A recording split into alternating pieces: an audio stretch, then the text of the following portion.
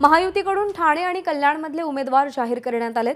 ठाण्यातून माजी महापौर नरेश म्हस्के आणि कल्याणमधून विद्यमान खासदार डॉक्टर श्रीकांत शिंदे यांना उमेदवारी जाहीर झाली आहे। ठाण्याच्या जागेवरून अनेक दिवस खलबतं सुरू होती खरी। विद्यमान आमदार संजय केळकर यांना उमेदवारी द्यावी अशी भाजपची इच्छा होती, तर शिवसेनेचे आमदार प्रताप सरनाईक सुद्धा इच्छुक असल्याची माहिती होती। ठाणे हा मुख्यमंत्री एकनाथ शिंदे यांचा बालेकिल्ला आहे, त्यामुळे ती जागा सोडण्यास शिंदे गट अजिबात तयार नव्हता असंही कळतंय। अखेर दोन्ही जागा शिवसेनेच्या पदरात पडल्यात आणि आज सकाळी उमेदवारी जाहीर करण्यात आली आहे।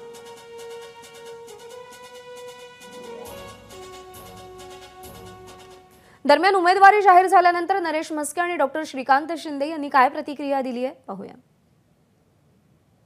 एका कार्यकर्त्याला ही जागा लढवण्याची संधी दिलेली आहे आणि हे फक्त शिवसेनेतच होऊ शकतं।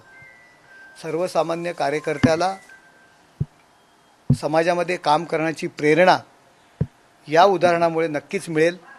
एक कार्यकर्त्याचा विजय किंवा कार्यकर्त्याला संधी या ठिकाणी दिलेली आहे आणि सगळ्यांच्या सहकार्याने नक्कीच ही संधीचं सोनं करण्याची संधी जी मला दिलेली आहे ती पूर्ण करण्याची आणि विजयाकडे वाटचाल करण्याची नक्कीच प्रयत्न करीन।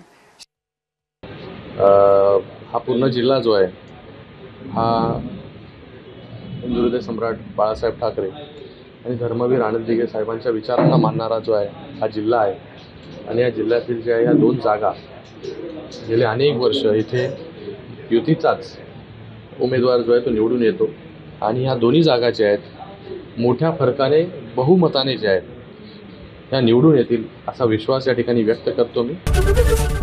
एबीपी माझा, उघडा डोळे बघा नीट।